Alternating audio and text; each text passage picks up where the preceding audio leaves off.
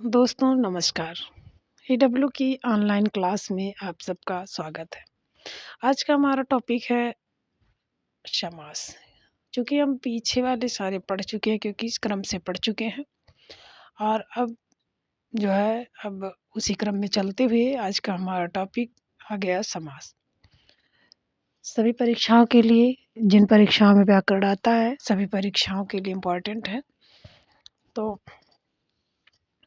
चलिए देखते हैं। देखिए हमारे टाइपिस्ट ने कितना सुंदर लिखा है, आप इस पर ज़रूर कमेंट करिए। तो चलिए देखिए, समास का अर्थ। सबसे पहले हम समास है क्या, सबसे पहले हम क्या जानेंगे, समास है क्या। तो समास का अर्थ क्या है, संक्षेप। समास का मतलब होता है छोटा कर देना। समास का मतलब क्या है, छोटा कर देना। तो समास का अर्थ है संक्षेपीकरण। संक्षेपीकरण का भी मतलब छोटा कर देना, घटाने का भी मतलब छोटा कर देना, संक्षिप्त करना और कम करना। तो समास का अर्थ यही है, ठीक है। संक्षेपीकरण करना, घटाना, संक्षिप्त करना और कम करना। इसके बाद हम देखते हैं, देखिए इसका अब हम समझ लिए कि समास का अर्थ है संक्षेपीकरण यानी छोटा कर देना। अब समास किन दो शब्दों से मिलकर बना है, तो सम धन आस शब्द से मिलकर बना है। तो सम प्लस आस का अर्थ है पास आना। सम माने समय, पास माने आना बैठना। तो समास का क्या मतलब है, पास आना। दो या दो से अधिक शब्द अपने बीच की विभक्तियों का लोप कर एक शब्द बनाते हैं, उसे समास कहते हैं। दो या दो से अधिक शब्द अपने बीच की विभक्तियों का लोप कर देते हैं और लोप करके एक शब्द बनाते, उसे हम समास। अब समास की डेफिनेशन क्या है, दो या दो से अधिक शब्द अपने बीच में विभक्तियों का लोप करके एक शब्द बनाते हैं, उसे ही हम क्या कहते हैं, समास कहते हैं। समास की प्रक्रिया से बनने वाले शब्द को सामासिक पद कहते हैं। अब सामासिक पद किसे कहते हैं, जो समास की प्रक्रिया से बनने वाले नवीन शब्द होते हैं उन्हें क्या कहा जाता है, सामासिक प्रक्रिया। तो समास समास का अर्थ है संक्षेपीकरण करना। ये चारों लिखे गए हैं, चारों का अर्थ अर्थ एक ही है। तो समास का अर्थ है संक्षेपीकरण करना या घटाना या संक्षिप्त यानी छोटा कर देना या कम कर देना। इसमें से चाहे आप जो अर्थ मानिए, सब एक ही है। अब समास दो अर्थों से बना है। सम का अर्थ है पास आना, सम प्लस आस का अर्थ है पास आना या बैठना। दो या दो से अधिक शब्द अपने बीच की विभक्तियों का लोप कर एक शब्द बनाते हैं, उसे ही हम क्या कहते हैं, समास कहते हैं। समास की प्रक्रिया से बनने वाले नवीन शब्द को सामासिक पद कहते हैं। समास की प्रक्रिया से बनने वाले नवीन शब्द को क्या कहते हैं, सामासिक पद। समास का वर्गीकरण। अब देखिए समास को कितने भागों में बांटा गया है। तो समास मुख्य रूप से कितने भाग हैं, चार। कौन, द्वंद्व, तत्पुरुष समास, बहुब्रीहि समास, अव्ययीभाव समास। तो समास के का वर्गीकरण चार भागों में किया गया है। द्वंद्व समास, तत्पुरुष समास, बहुब्रीहि समास, अव्ययीभाव समास। और ये जो कर्मधारय और द्विगु हैं, ये किसके भाग हैं, तत्पुरुष के। ये तत्पुरुष के भाग हैं, कर्मधारय और द्विगु। तो समास कितने हैं, अब पहले हम पढ़ते आते थे, जैसे अगर पूछा जाए कुल समासों की संख्या तो अब तक दादा 6 समास है, बहुत पुराना है। लेकिन इसमें जो है देखिए चार ही समास हैं, द्वंद्व, तत्पुरुष समास, बहुब्रीहि समास, अव्ययीभाव समास। ये चार भाग हैं और ये दो भाग जो सब लोग जोड़ लेते हैं, ये मुख्य में नहीं आएंगे। मुख्य चार हैं और ये कर्मधारय और द्विगु किसके भेद हैं, तत्पुरुष के भेद हैं। अब देखिए ये नीचे लिखा भी है, देखिए समास मुख्यतः चार प्रकार के होते हैं, किंतु कुछ विद्वान कर्मधारय और द्विगु समास को पृथक मानते हुए समासों की, यानी कुछ विद्वान ऐसे हैं कि जो अलग नहीं मानते, वो समास को 6 भागों में बताते हैं। और मुख्य रूप से अगर पूछा जाए तो समास कितने होते हैं, 4। अब पदों की प्रधानता, एक पद उसमें प्रधान होता है, दूसरा क्या होता है, गौड़ होता है। जैसे अर्थ का बल पड़ता है जिस पर, वो प्रधान होता है। अर्थ का बल नहीं पड़ता, वो क्या होता है, गौड़ होता है। पूर्व पद यानी पहले का, उत्तर पद यानी बाद का। ठीक, तो पदों के कितने भेद होते हैं? 2, एक प्रधान एक गौड़। प्रधान खंड का मतलब है अर्थ पर बल देता है और गौड़ जो है अर्थ पर बल नहीं देता।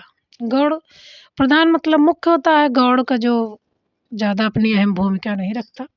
पूर्व पद का मतलब पहले का पद और उत्तर का मतलब होता है बाद वाला पद। जैसे यथाशक्ति है तो यथा हो गया पूर्व पद यानी पहले का पद और शक्ति क्या हो गया? बाद का पद।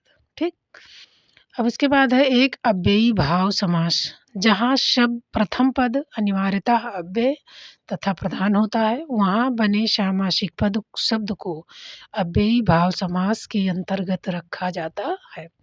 जहाँ प्रथम पद अव्ययी भाव की पहचान कैसे करेंगे? जहाँ प्रथम पद अनिवार्यतः अव्यय होता है। ठीक, अव्यय मतलब उसको बदला नहीं जा सकता और तथा प्रधान होता है, वहाँ बने सामासिक शब्द को हम अव्ययी भाव समास कहते हैं।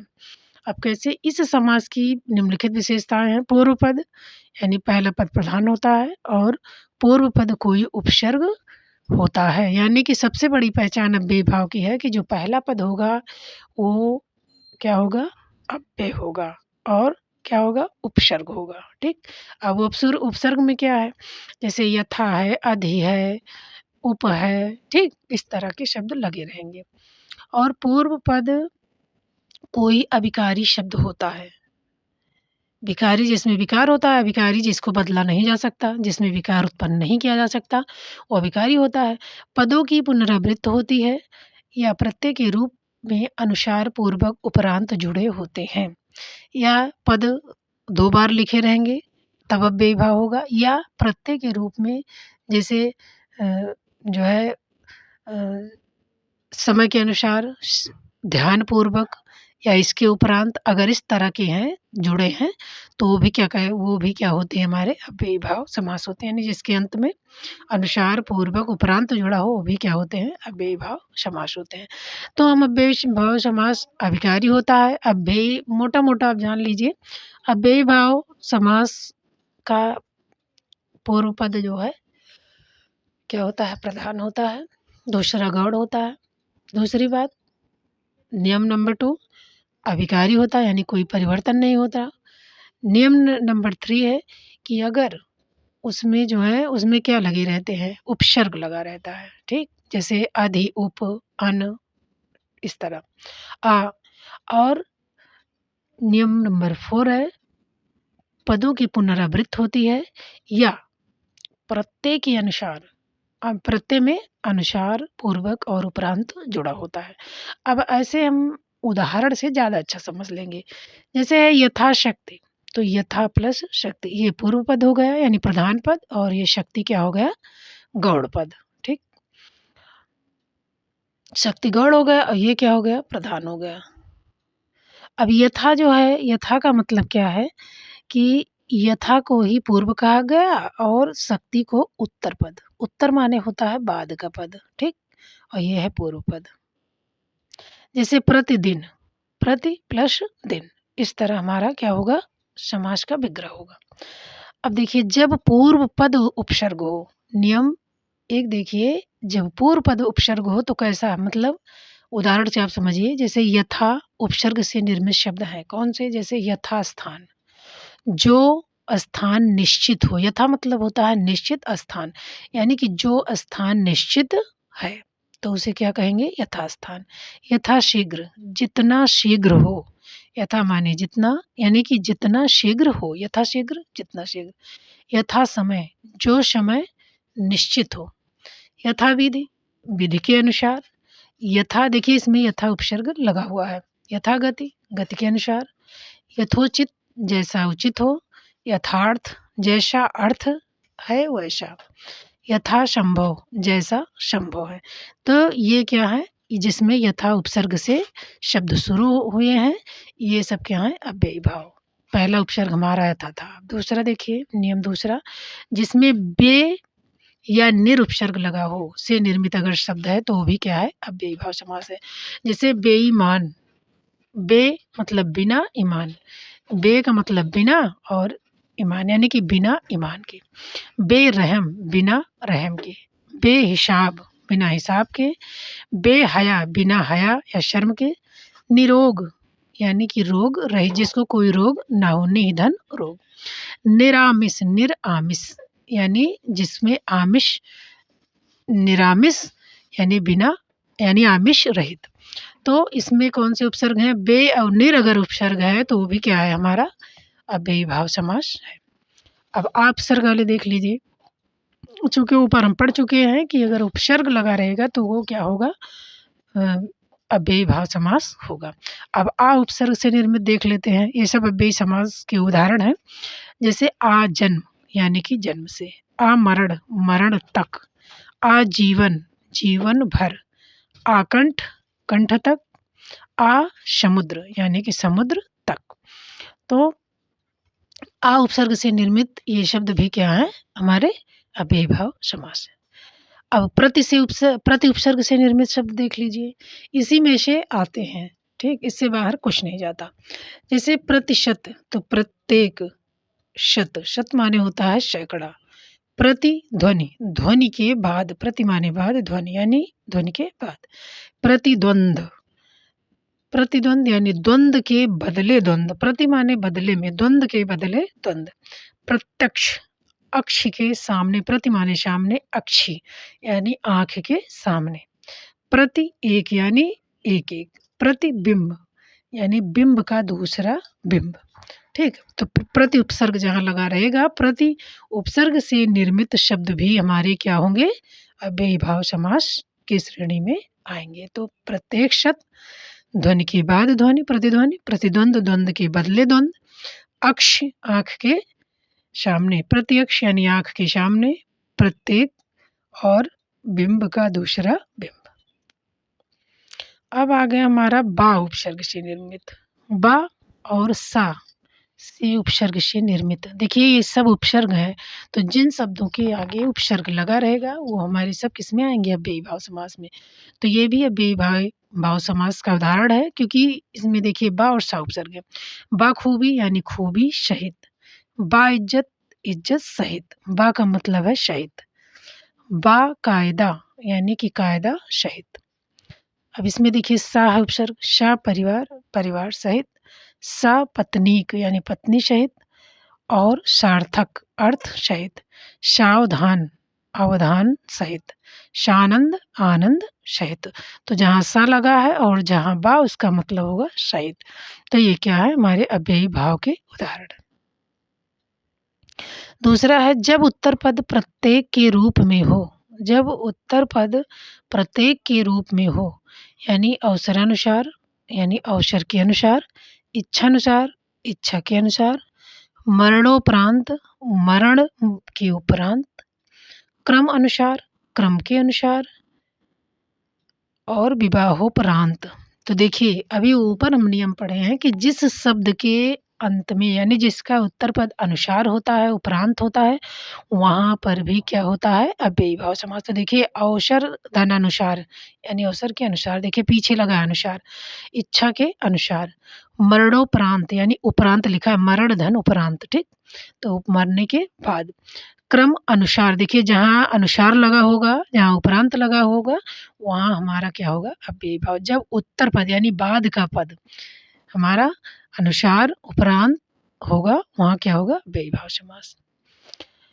अब देखिए अब फिर हम नियम पढ़े हैं ऊपर कि जहाँ शब्दों की पुनरावृत्ति होगी, जहाँ शब्दों की क्या होगी पुनरावृत्ति होगी वहाँ पर क्या होगा अव्ययी भाव समास होगा। जैसे लोटम लूट, लूट के बाद लूट, देखिए लूटम लूट, कानों कान, पुनरावृत्ति हो रही है, सुना सुनी, हाथों हाथ, रातों रात, तो रात ही रात में, हाथ ही हाथ में, सुना अनसुनी यानी सुनने के बाद सुनना, कानों कान कान ही कान में, और लूट के बाद लूट। तो जहाँ शब्दों की पुनरावृत्ति हो वहाँ पर भी क्या होता है अव्ययी भाव समास होता है।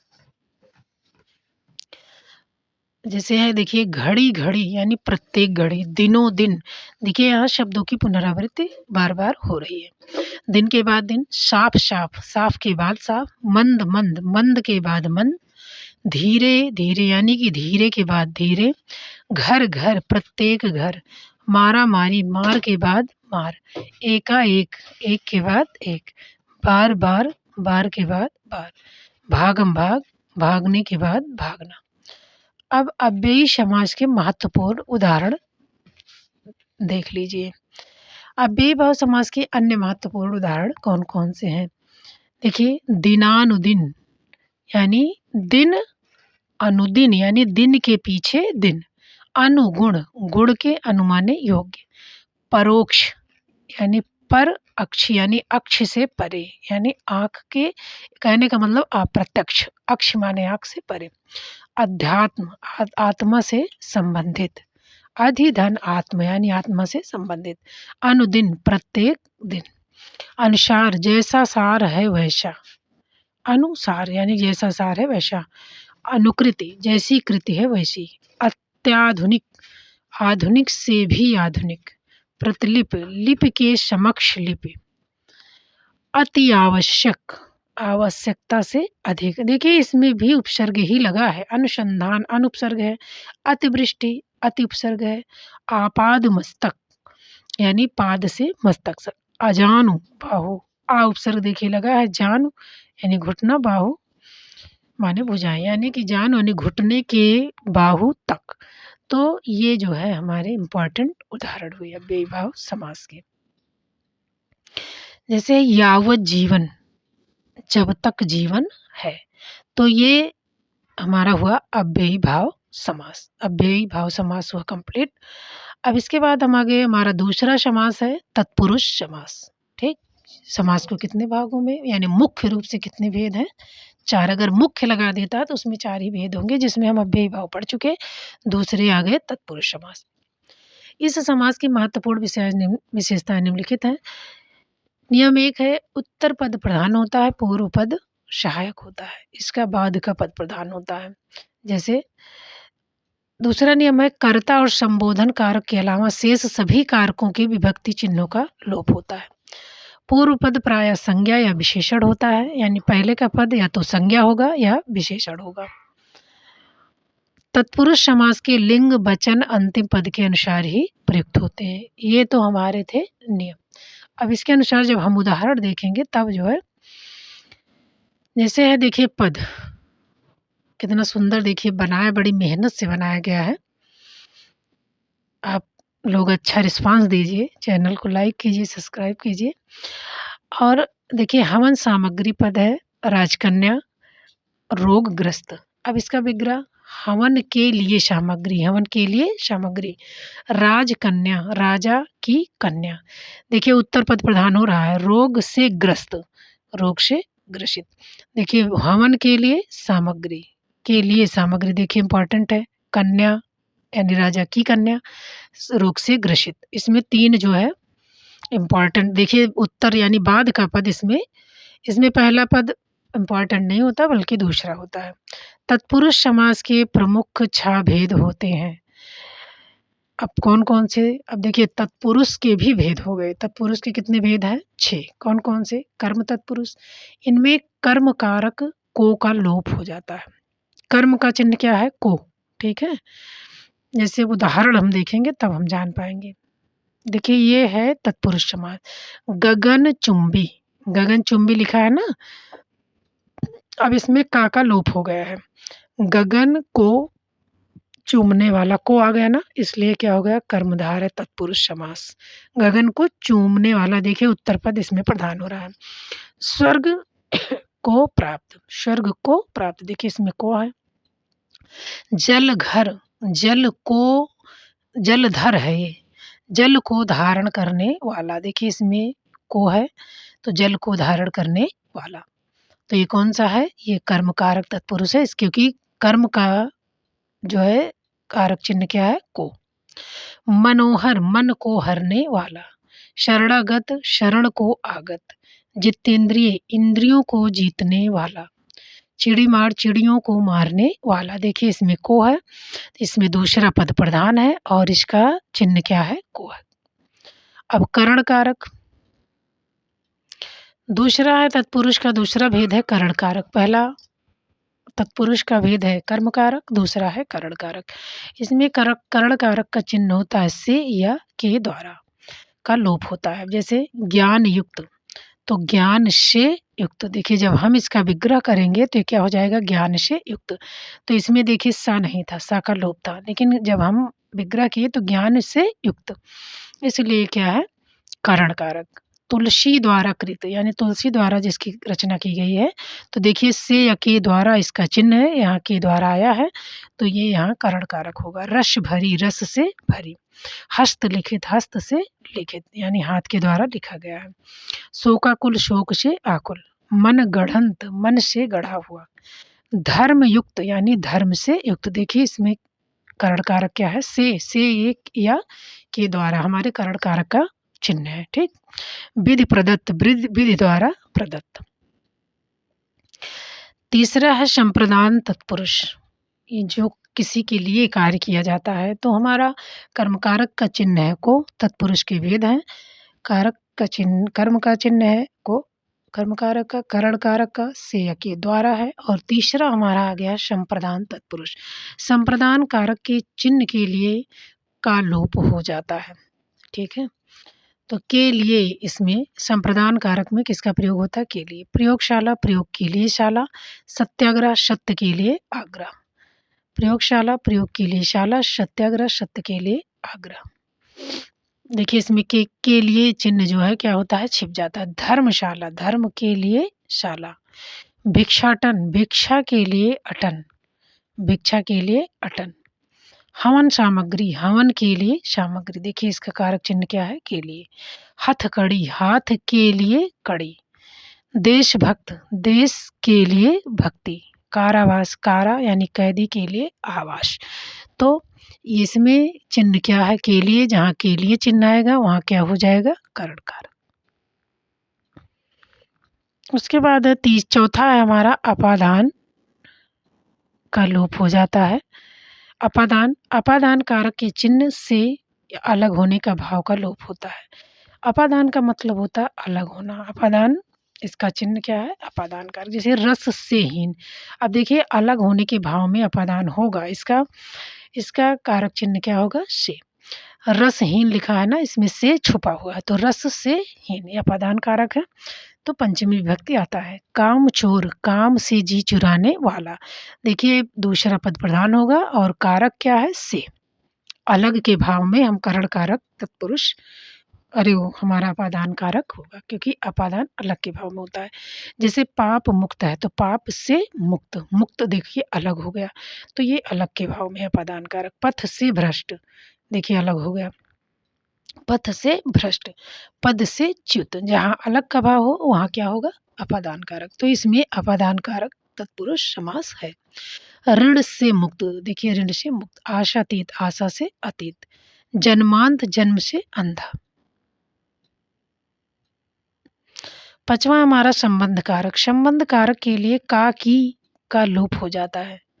अब संबंध में का की के रा री रे इस तरह का होता है, तो जब उत्तर पद पुल्लिंग होगा और का की के स्त्रीलिंग होने का लोप हो जाता है। जैसे घोड़ा, घुड़दौड़, तो घोड़े की दौड़।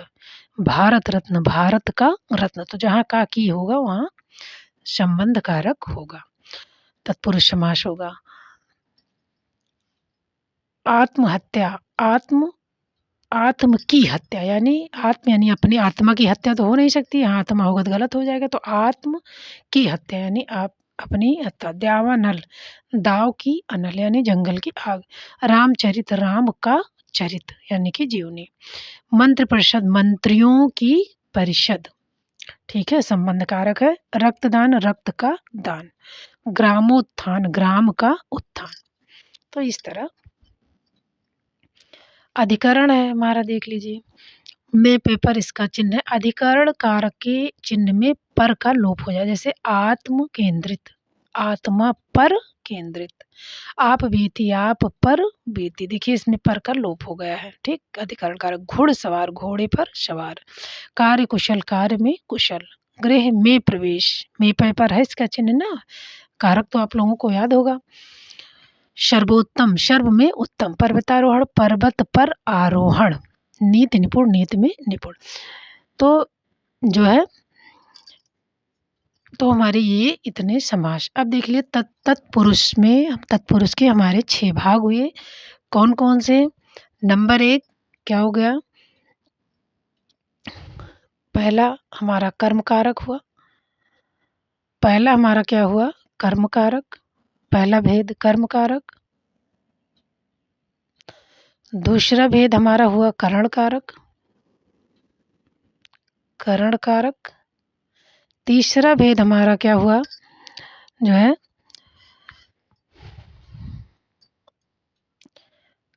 कर्म कारक, करण कारक, संप्रदान हो गया। संप्रदान हो गया। चौथा हमारा जिसमें के लिए चिन्ह आता है, करण कारक में कर्म में को आएगा, करण में के लिए आएगा, करण में से या के द्वारा किसी के द्वारा कार्य किया जाए, संप्रदान में के लिए यानी किसी के लिए काम किया जाए।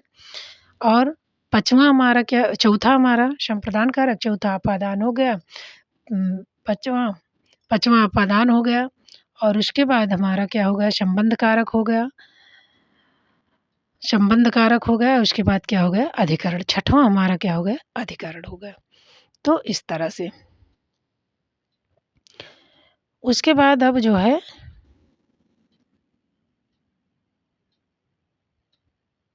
तो पहला हमारा हो गया कर्म कारक, दूसरा करण हो गया, तीसरा संप्रदान हो गया, चौथा क्या हो गया? अपादान, पाँचवा क्या हो गया हमारा? जो है संबंध कारक, छठवां हमारा हो गया अधिकरण। इसके अतिरिक्त और होते हैं जो कि हमारे गलत हो जाते हैं परीक्षाओं में। जैसे इसके लिए तत्पुरुष के सहायक भेद भी प्रचलित है। अलुक तत्पुरुष, नए तत्पुरुष, उपपद तत्पुरुष और लुप्त पद तत्पुरुष। अब इसके नियम, इसके रूल हम देखते हैं। जैसे देखिए अलुक तत्पुरुष। अलुक का मतलब होता है इसमें हिंदी के विभक्ति चिन्हों का लोप होता है, किंतु संस्कृत के विभक्ति चिन्ह ज्यों के त्यों बने रहते हैं। तो इसमें हिंदी के चिन्ह नहीं होते और जो है संस्कृत के चिन्ह ज्यों के त्यों बने होते हैं। अब कैसे? जैसे मनस्य धनजा, मन में सृजित होने वाला। धनंजय, धनम धन जा, ये देखिए ये संस्कृत का चिन्ह इसमें आएगा। ये जो है अलुक तत्पुरुष में क्या होगा? संस्कृत का आएगा। देखिए धनम धन जय, धन को जय करने वाला। वाचस्पति, वाचस धन पति, अगर उसके नीचे विसर्ग लगा है तो ये समझ लेना कि संस्कृत का शब्द है। वाणी का पति। धुरंधर, धूरम धन धर, धुरी को धारण करने वाला। अंतेवासी, अंतेवासी, समय में वास करने वाला। युधिष्ठिर, युधिष्ठिर, युद्ध में स्थिर रहने वाला। देखिए युद्ध में स्थिर, युद्ध में स्थिर, युद्ध स्थिर। खेचर, आकाश में विचरण करने वाला। वनेचर, वन में विचरण करने वाला। उक्त शब्दों में प्रथम पद अपनी अपनी विभक्तियों के साथ प्रयुक्त हुए हैं। अलुक तत्पुरुष के अन्य उदाहरण और भी हैं। देखिए जिसमें पूर्व पद प्रधान होता है। इसमें दूसरा पद था दूध वाला, देखिए वाला, दूध वाला। चूहेदानी, देखिए दूसरा पद है। थानेदार, ठेकेदार, सब्जी वाला यानी सब्जी देने वाला। तो ये अलुक तत्पुरुष के उदाहरण हैं। नए तत्पुरुष, इस समास का द्वितीय पद प्रधान होता है किंतु प्रथम पद संस्कृत यानी नकारात्मक होता है, अर्थ देने वाला। जैसे अनु है, आ है, रा। उर्दू के ना उपसर्ग से युक्त होता है। जैसे आ जन्मा, जिसमें ना होगा। जैसे आ जन्मा, ना जन्म न लेने वाला। आ जन्म, जिसका जन्म नहीं होता। तो जैसे ना की तरफ हम जो है करें, इशारा करें। जैसे आ जन्मा, तो आ तो लिखा है लेकिन इसका मतलब है ना, कि ना जन्म लेने वाला। जैसे असभ्य, नहीं है सभ्य जो। अकारण, बिना कारण के। अकारण यानी बिना कारण। अटल, जिसे टाला न जा सके। अनशन, भोजन से रहित। अनपढ़, जो पढ़ा नहीं। अनभिज्ञ, जो अभिज्ञ नहीं। यानी कि न गढ़, न गढ़, जिसमें ना होगा, आ होगा और नहीं के भाव में होगा, वो भी क्या होगा? नए तत्पुरुष होगा। और कुछ अन्य उदाहरण है जैसे नापाक, नहीं है पाक। देखिए ना का अर्थ जहाँ होगा वो नए तत्पुरुष होगा, ठीक है। ना लायक, नहीं है जो लायक। ना मुराद, नहीं है मुराद जो। नागवार, नहीं है गंवारा जो। ना पसंद, नहीं है जो पसंद। उपपद तत्पुरुष देख लीजिए। जैसे उपपद है उपपद, जैसा कि तत्पुरुष समास में द्वितीय पद प्रधान होता है, वैसा इस समास में नहीं होता, क्योंकि इस समास में द्वितीय पद प्रधान न होकर उपपद या सहायक पद के रूप में प्रयुक्त होता है, अर्थात द्वितीय पर पूर्ण रूपेण प्रथम पद आश्रित होता है। जैसे है, देखिए निशाचर, निशा में विचरण करने वाला, स्वर्णकार, स्वर्ण का कार्य करने वाला, राजनीतिज्ञ, राजनीति को करने वाला, लाभप्रद, लाभ को करने वाला। तो इसमें जो है क्या होता है, इसमें द्वितीय पद क्या होता है, प्रधान नहीं होता, बल्कि पहला पद प्रधान होता है। ठीक है, इसमें पहला पद प्रधान होगा, वो क्या है, तत्पुरुष। शक्तिदायक, शक्ति देने वाला, कृतज्ञ, किए गए उपकार ज्ञात करने वाला, जलधि, जल को धारण करने वाला, मर्मज्ञ, मर्म को जानने वाला, ज्ञा माने जानने वाला, स्वेदज, स्वेद से जन्म लेने वाला, विहग, बिह, आकाश में गमन करने वाला, बिह माने होता है पक्षी, ग माने गमन करने वाला, बिह माने होता है आकाश और गमन करने वाला, उरग यानी उर माने पेट के बल चलने वाला, जलचर, जल में विचरण करने वाला, चर माने विचरण करने, द्युप, द्युप माने होता है सूंड से पानी पीने वाला, अर्थात हाथी। उसके बाद है देखिए लुप्त पद, जब किसी समस्त पद में कारकीय चिन्हों के साथ साथ अन्य पद भी लुप्त हो जाते हैं। जैसे रसगुल्ला, रस में डूबा हुआ गुल्ला, कन्यादान, कन्या के पिता द्वारा श्रेष्ठ वर को कहते हैं कन्यादान, तुलादान, तुला से बराबर मात्रा में तौल कर, तुलादान, रेलगाड़ी, रेल पर चलने वाली गाड़ी, दही बड़ा, दही में ये बहुत आता है, ये और ये बहुत पूछा जाता है। तो ये क्या है, रसगुल्ला, रस में डूबा हुआ गुल्ला। तो ये कौन सा समास है, ये बताना होता है। वन, मानुष, वन में रहने वाला, मधु को एकत्र करने वाली मक्खी, पर्णशाला, पर्ण से बनी हुई शाला। तो ये हमारा क्या है, लुप्त पद तत्पुरुष है, क्योंकि इसको हम अपनी तरफ से जोड़कर बना रहे हैं। उसके बाद आ गया हमारा प्रातिपद तत्पुरुष। यह समास तत्पुरुष समास का सहायक भेद है, किंतु इस समास में प्रथम पद अव्ययी भाव समास की भांति उपसर्ग मूलक होता है। जिस समास में प्रथम पद के रूप में उपसर्ग होता है उसे संस्कृत में प्रातिपद तत्पुरुष कहते हैं, यानी कि जिसके उपसर्ग संस्कृत में होंगे वो क्या है, प्राति। यह समास का भेद सहायक होता है, किंतु इस समास में प्रथम पद अव्ययी भाव समास की भांति उपसर्ग मूलक है, अतः जिस समास में प्रथम पद के रूप में उपसर्ग आता है उसे संस्कृत में, जिस समास में प्रथम पद के रूप में उपसर्ग आता है इसका पहला पद ही उपसर्ग है। ठीक है, जैसे प्रति, ध्वनि, ध्वनि के बाद ध्वनि, प्रतिबिंब, तो इसका पहला शब्द ही उपसर्ग, यानी पूरा एक उपसर्ग में एक होता है, लेकिन प्रति यानी पूरा शब्द ही उपसर्ग है अलग करने पर। वशीकरण, संक्षिप्तीकरण, दुर्गुण, तो इसका पूरा शब्द ही, आधा शब्द ही अलग है, वो आधा शब्द ही उपसर्ग है, इसलिए क्या है, प्रादि तत्पुरुष समास। तो अब हमारा जो है वो हो चुका है, तत्पुरुष समास हमारा कंप्लीट हुआ। अब अव्ययी भाव समास, 2 समास आज हम कंप्लीट कर दिए हैं। इसके बाद हम और जो है इसके बाद हम पढ़ाएंगे। तो आज यहीं तक, यहीं अपनी वाणी को विराम देती हूँ। शुभ संध्या, धन्यवाद। चैनल को लाइक और सब्सक्राइब ज़रूर करें। धन्यवाद।